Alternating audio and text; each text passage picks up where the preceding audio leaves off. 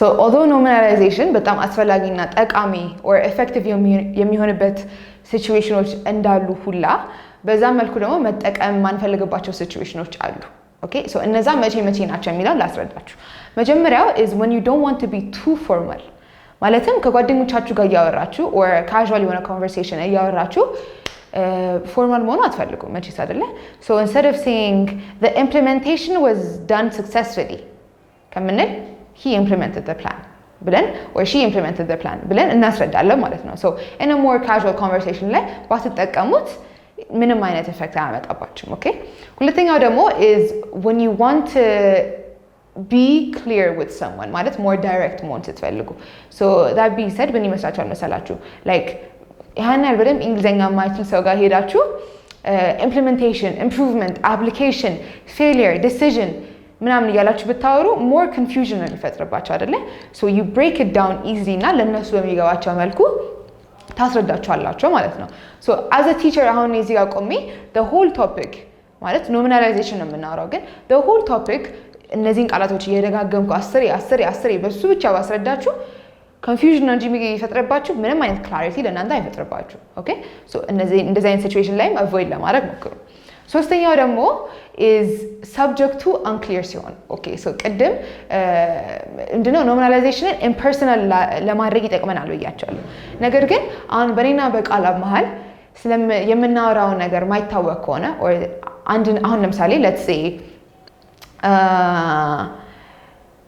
the decision was great ካልኩኝ randomly መጥቼ ማለት ነው and instead of saying the manager's decision was great ካላልኩኝ more confusion ነው የሚፈጥረው ምክንያቱም we don't know who the subject is or ቃላብ doesn't know who I'm talking about ለኔ ብቻ ነው የሚታወቀው እንጂ ለቃላብ it's not clear አይደለ so subjecቱ በማይታወቅበት ጊዜ nominalization መጠቀም አያስፈልግም okay unless the subject is clear between the messenger እና the receiver please ይሄንን avoid አድርጉ Hello everyone እንዴት ናችሁ እንኳን ወደ ቻናላችን ተመልሳችሁ በሰላም መጣችሁ ዛሬ ደግሞ የምናወራው is about nominalization okay so ከባድ ሊሆን ይችላል ሊመስላችሁ ይችላል ነገር ግን አይደለም ሳስረዳችሁ በደንብ ይቀላችኋል ብዬ ተስፋ አደርጋለሁ በደንብ ተከታተሉን before that ግን don't forget to like share እና subscribe ማድረጋችሁ እንዳትረሱ ማንኛውም አይነት ኮሜንት መጻፍ እንዳትረሱልን ሶሻል ሚዲያዎቻችን ላይ or ማህበራዊ ድረገጾቻችን ላይ አክቲቭ መሆናችሁን እንዳትረሱ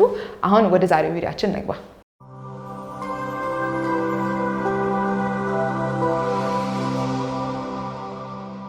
Okay so nominalization ምን ማለት ነው ላስረዳችሁ so nominalization ማለት verboችን or adjectiveዎችን ወደ noun መቀየር ማለት ነው okay ይሄ ደግሞ ለሚረዳናል academic writing ላይ ይረዳን ይችላል more formal የሆነ ንግግር ላይ or letters ሊሆን ይችላል emails ላይ ሊሆን ይችላል እንደገና ደግሞ ነገሮችን more impersonal ለማድረግ ይረዳናል ማለት ነው so ለምሳሌ when I change decide into decision decide የምንጠቀመው most of the time is with the subject አይደለ ከሰው ጋር decision ሲሆን ግን ያ ሰው ካደረገው ተግባር ጋር ነው የሚሆነው አይደለ or እንትኑን ነው የሚያሳየን ሐሳቡን ነው የሚያሳየን እንጂ ተግባሩን mostly አይደለም የሚገልጽልን አይደለ so it helps us make things impersonal ስላችሁ በዛ መልኩ ነው okay so ይሄንን ደግሞ የምንጠቀመው እንደነገርኳችሁ to sound more formal and then to focus on ideas or concepts rather than actions okay ተግባሩ ላይ ፎከስ ከማድረግ ሐሳቡ ላይ more ትኩረት እንድንሰጥ ይረዳናል እንደገና ደግሞ formal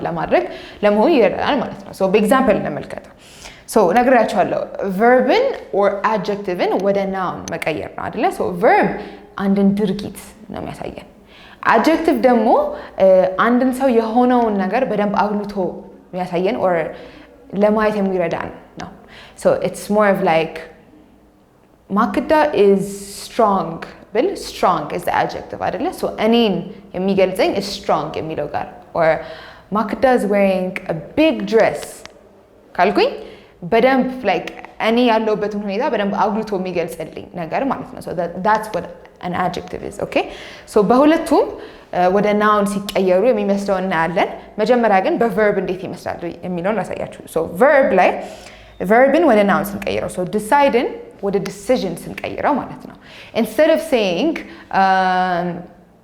we need to decide ከምንል we need to come or we need to make a decision or we need to come to a decision እላለሁ ማለት ነው ሶ ይሄ more formal የሆነ ንግግር እንዲኖረኝ or more formal የሆነ writing ጽሁፍ እንዲኖረኝ ይረዳኛል ማለት ነው። ገብታችሁ አይደለ? instead of saying we need to decide ስላለ ለምሳሌ like አሁን ላይ መፈጸም አለበት በቃ መወሰን አለብን ስልና we need to come to a decision or we need to make a decision ስል let's take our time እና የሆነ ነገር እንወስን ነው ማለት ነው። so more የሆነ soft የሆነ ቶንም ውስጡ ይኖረዋል ማለት ነው። ኦኬ adjectiveን ወደ noun ስንቀይር ደግሞ strong ወደ strength ሲሆን ማለት ነው። ኦኬ or weak ወደ weakness ሲሆን ገባችሁ አይደለ? so strong የሚለው ቃል ሰውን የሚገልጽልን ነገር ነው አይደለ? አሁን ቃላብ strong ካልኩኝ or እንድሪያስ strong ካልኩኝ ሰው ነው እየገለጽኩኝ ያለሁት ያ ሰው ምን አይነት ሰው ነው የሚለውን to a certain extent እየገለጽኩኝ ነው አይደለ? strength የሚለውን ስንቀይረው ግን ቃላብ has good strength or Andreas has strength ካልኩኝ ያላቸውን ነገር more አግሩቼ like ሐሳቡ ላይ ፎከስ እንዲደረግ አድርጌ እየገለጽኩት ነው ማለት ነው። ኦኬ so this is what nominalization is basically። አሁን ይሄንን እስኪ በኤግዛምፕል እንየው። ኦኬ so ከቃላብ ጋር ኤግዛምፕሎች እየሰራን እናልፋለን። እኔ I'll give you a normal verb or adjective ሰጣለሁ አንተ nominalize አድርጋ ወደ noun ትቀይርልኛለህ ማለት ነው። ኦኬ so እስካሁን decisionን አይተናል በverb adjective ላይ ደግሞ strong እና strength የሚለውን አይተናል አይደለ? ኦኬ አሁን ወደ ምን እናልፋለን መሰለክ?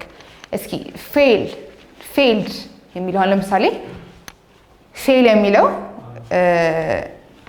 ወደ noun ስትቀይርልኝ ልጻፍልህ ቆይ failed የሚለውን ቀይርልኝ እስኪ ወደ noun failure nice so ይሄ ምን ነው የሚያሳየው? የአንድ ነገር አለመሳካት or መውደቅ ማለት ነው አይደለ? so አሁን ለምሳሌ በኤግዛምፕል እስኪ እንመልከተው በፉል ኤግዛምፕል አይደለ? እስኪ let me give you a normal example with a verb አንተ nominalize አድርጋ ወደ noun ቀይረ ስጥልኝ። ኦኬ so እኔ failed እንጠቀማለሁ አንተ failure ነው የምትጠቀመው ማለት ነው። he failed to do his task and it was disappointing. he failed to do his task and it was disappointing. ማለትም ታስኩን or ተግባሩን በስነ ስርዓት አልሰራም or አልሰራውም and ያሳዝን ነበር። Okay so failure ነው የምንጠቀመው ብያለሁ አይደለ? so he failed to do the task and it was disappointing አይደለ ያልኩት? when we change that into a noun or nominalize ስናደርገው we say his failure to do the task was disappointing እላለሁ ማለት ነው። okay so more of failure ላይ ነው እንጂ እሱ መውደቁ ላይ ፎከስ አናደርግም impersonal አናደርገውም ማለት ነው በዚህ መልኩ። okay so ይሄንን ይመስላል። adjective ወደ noun ደግሞ ቅድም strength ነው አይደል የወሰድነው? እስኪ አሁን happy የሚለው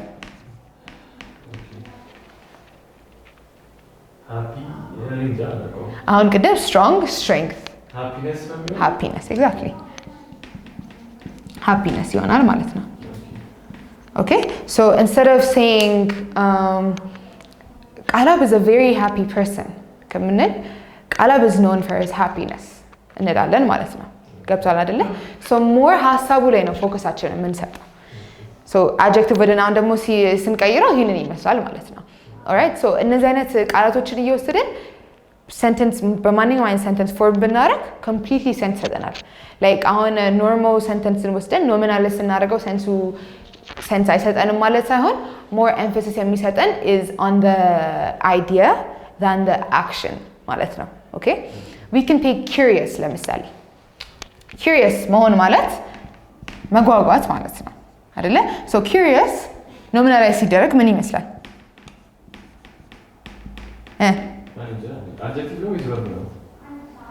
curious is an adjective.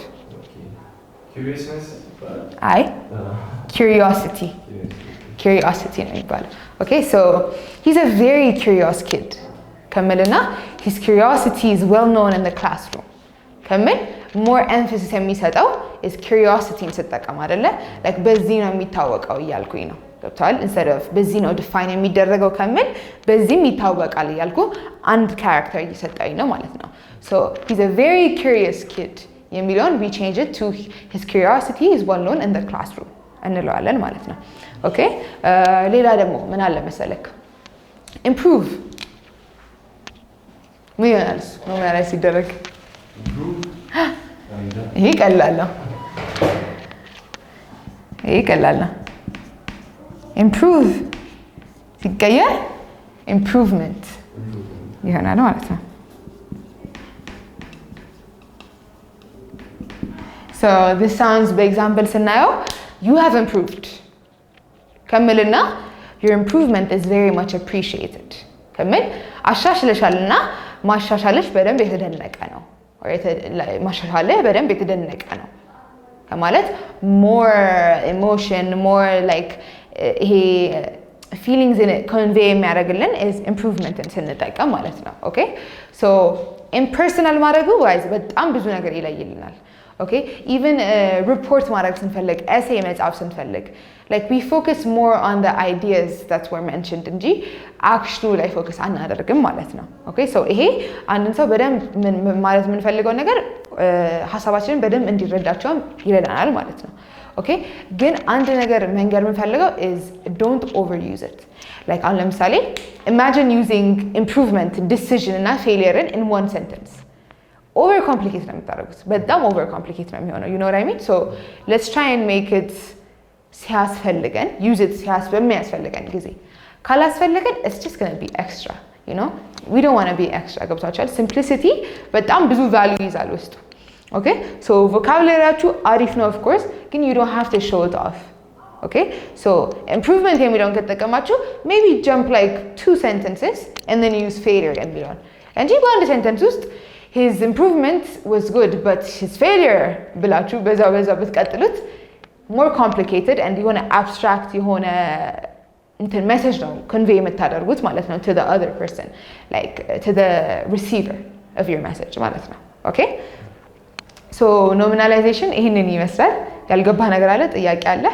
አለ hopefully በጣም easy ነው ብዬ አስባለሁ maybe እኔ እንዳስተማሪ ያየሁት ይሆናል ግን ከዚህ በፊትም verb እና adjective ያለውን meaning difference-ን ስላየን እሱን ካወቃችሁ ወደ noun ስትቀይሩት በጣም easy ይሆንላችኋል ኦኬ so nominalization ማለት አንድን verb or adjective ወስደን ወደ noun ስንቀይር ነው ይሄንን ምን ማለት እንደሆነ አስረድቻችኋለሁ መቼ መጠቀም አለብን how is used የሚለውን አይተናል ደግሞ እንደገና ደግሞ to sound more formal እና አይዲያዎቻችንን በደንብ ከአክሽኖቻችን የበለጠ አጉልተን ለማሳየት ነው የምንጠቀም የሚለውንም አይተናል ማለት ነው I hope everything is clear ያልገባችሁ ነገር ካለ ግን ኮሜንት ላይ ከመጻፍ ወደ ኋላ እንዳትሉ ለዛሬ ግን ይዘንላችሁ የመጣነው ቪዲዮ ይሄንን ይመስል ነበረ ቻው